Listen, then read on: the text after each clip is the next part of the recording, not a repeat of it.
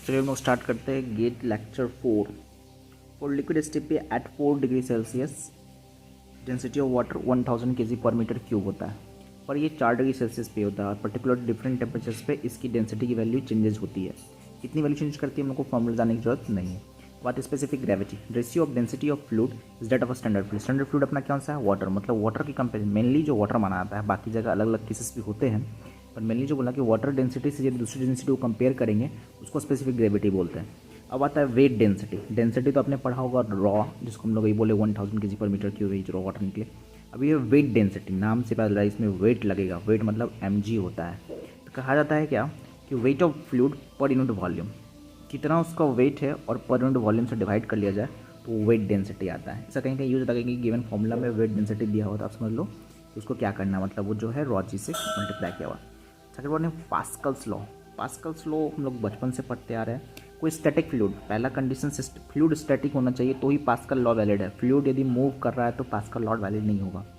कोई भी static fluid में कहीं भी किसी पर्टिकुलर पॉइंट पे ये कोई एक कंटेनर है, तो आप पूछोगे यहाँ का प्रेशर्स, यहाँ का प्रेशर्स, यहाँ का प्रेशर जो है ये तीनों सेम होगा, तो हाँ सेम होगा। और एक क्वेश्चन भी गेट में आया है कि ये जो है इस तरह कंटेनर है या इस तरह कंटेनर है या इस तरह कंटेनर है, तो पूछेगा फ्लूइड का जो प्रेशर यहाँ पे है ये पर्टिकुलर सेम होगा क्या?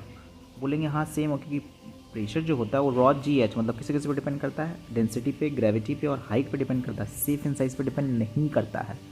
पास्कल फ्लूइड एक स्टैटिक फ्लूइड में कंडीशंस में कहीं का भी pressures all over the pressures, जो इधर प्रेशर्स जो तीनों लग रहे हैं, से कोई फ्लूइड कंसिडर के ट्रायंगल्स, और फिर इस पर जब तीनों फोर्सेस दिया गया तो ये तीनों फोर्सेस मतलब समेशन ऑफ एफ जीरो होने वाला है। तीनों साइड से फोर्सेस जो होंगे सेम होंगे, F X, F Y, F Z. ठीक है, तो ये हम लोग को पास्कल्स लॉ आया। फिर आता है हाइड्रोस्टैटिक्स लॉ। लॉ से पहले हम लोग पास्कल्स लॉ के एप्लीकेशंस पे आते हैं।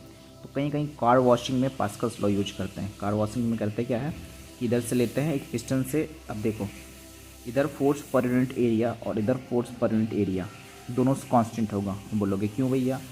तो स्टैटिक फ्लूइड के केस में हम लोग मान रहे हैं कि फ्लूइड ज़्यादा हाई स्पीड से मूव नहीं कर रहा, स्लो स्पीड में मूव कर रहा है, तो इसका मतलब इधर का pressure force per unit area, इधर का P1 और इधर का P1 सेम होगा। एक पर्टिकुलर हाइट पे सभी जगह सेम P1 बोले तो प्रेशर सेम होगा, P1 सेम होगा। तो इसमें जो फोर्स पर यूनिट, अब यहाँ तो एरिया छोटा है, मतलब फोर्स यहाँ पे एरिया छोटा है, फोर्स ज़्यादा है।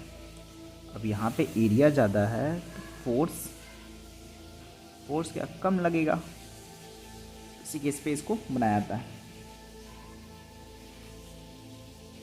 अब नेक्स्ट आते हैं हाइड्रोस्टैटिक्स लॉ। हाइड्रोस्टैटिक्स लॉ बहुत सिंपल सा है कि प्रेशर जो पर यूनिट चेंज होता है वो रॉड से चेंज होता है। हाइड्रोस्टैटिक लॉ क्या बोलता है? Rate of change of pressure जो है पर यूनिट जेड जो होता है वो रॉ जी होता है। अब बोलोगे इसका देखो प्रूफ में आता हूँ। अब यदि किसी पर्टिकुलर हाइट पे आपको प्रेशर नापना है तो बस सिंपल सा फॉर्मूला लगा दो, इसको हम डिफ्रेंशिएट करेंगे इधर तो P is equal to rho G H हो जाएगा, ये हो जाएगा पर्टिकुलर। किसी हाइट पे यहाँ और यहाँ सेम होगा, बोलोगे यहाँ का जो प्रेशर होगा नेट प्रेशर और यहाँ का नेट प्रेशर सेम होगा, बोलोगे नहीं। अब बोलोगे पास्कल लॉ, तो पास्कल लॉ यहाँ दोनों के लिए सेम होगा। हाँ, मतलब पास्कल लॉ बोलता है एक पर्टिकुलर फ्लूइड एलिमेंट पे, एक पर्टिकुलर फ्लूइड एलिमेंट पे तीनों डायरेक्शन में जो फोर्सेस लगेंगे वो सेम होंगे, F X, F Y, F Z. ठीक है, और लेकिन ये कर रहा है कि हाइट के हिसाब से बात कर रहा है, ये तो हाइट के हिसाब से कि एक पर्टिकुलर हाइट पे सभी जगह अलग अलग, यहाँ पे सेम हुआ, यहाँ पे मानते हैं P1 था तो हर एक जगह P1 P1 P1, यहाँ P2 था, यहाँ पे हर एक जगह P2 P2 P2। ये हाइड्रोस्टैटिक लॉ हुआ। अब आते हैं डेंसिटी। हम लोग वेट डेंसिटी पढ़ लिए हैं, फिर हम लोग स्पेसिफिक ग्रेविटी पढ़े। अब डेंसिटी एक सिंपल सा टर्म है, density equals to mass upon volume. लेकिन कहीं कहीं हम लोग ये भी यूज करते हैं, याद रखना कि रॉ इक्वल्स टू P/m/RT, और आप लोग PV इक्वल्स टू nRT से इसको प्रूव भी कर सकते हो। उतना लंबा हम लोग खींचने वाले हैं नहीं, पर ये दो फॉर्मूला याद रखना। ठीक है, नेक्स्ट चलता है। सिंपल सा है कि डेंसिटी प्रेशर पर डिपेंड करता है गैसेस सिस्टम के लिए, कि डेंसिटी बढ़ाना है तो प्रेशर बढ़ाना होगा, और 1/T टेम्परेचर घटाना होगा तो डेंसिटी घटेगा। मतलब डेंसिटी कोल्ड वाले के लिए और डेंसर होता है, बल्कि और हॉट वाले सिस्टम के लिए। तो ये गैसेस सिस्टम के लिए वैलिड था। अब बोलोगे कि डेंसिटी लिक्विड सिस्टम के लिए, तो लिक्विड सिस्टम में कंसंट्रेशन आता है, डेंसिटी टर्म नहीं आता है। ठीक है, नेक्स्ट आता है। अब ये प्रेशर ग्राफ है, तो प्रेशर ग्राफ हम लोग पहले जूम करते हैं। हर एक चीज़ के ग्राफ को नापने के लिए एब्सोल्यूट पैरामीटर लेना होता है, जहाँ से शुरुआत हम लोग करेंगे। चलो हम लोग 0 1 माने कि एक ग्राफ को जुलाई है। अभी प्रेशर पैरामीटर तो हम लोग एब्सोल्यूट ले लिया। अब एटमॉस्फेयर प्रेशर 1 एटमॉस्फेयर होता है, मतलब 0 से तो 1 तो पहुँचोगे, एटमॉस्फेरिक प्रेशर ये हो गया। अब एटमॉस्फेरिक का होता है दो, एक ऊपर जाएगा मतलब प्रेशर आप बढ़ा रहे हो, एक प्रेशर घटा रहे हो। तो देखो जब प्रेशर घटाएंगे तो उसको हम लोग वैक्यूम बोलते हैं या फिर गॉज प्रेशर भी बोलते हैं, नेगेटिव गॉज प्रेशर।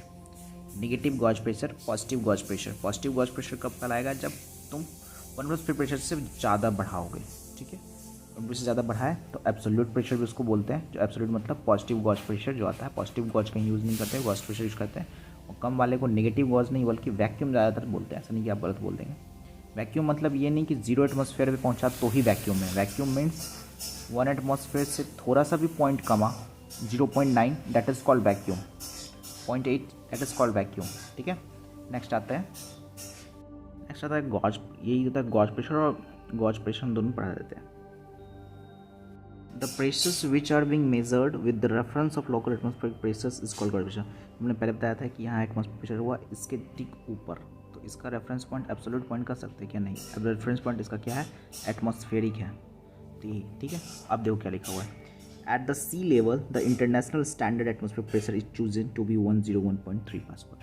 अब हम लोग का एटमॉस्फेरिक प्रेशर जो है कैसे चूज़ किया गया हुआ था, एक एब्सोल्यूट प्रेशर जो 0 सी लेवल से एक कंटिन्यूस प्रेशर को मेज़र किया गया और बताया कि 101.325 किलो पास्कल्स में होता है।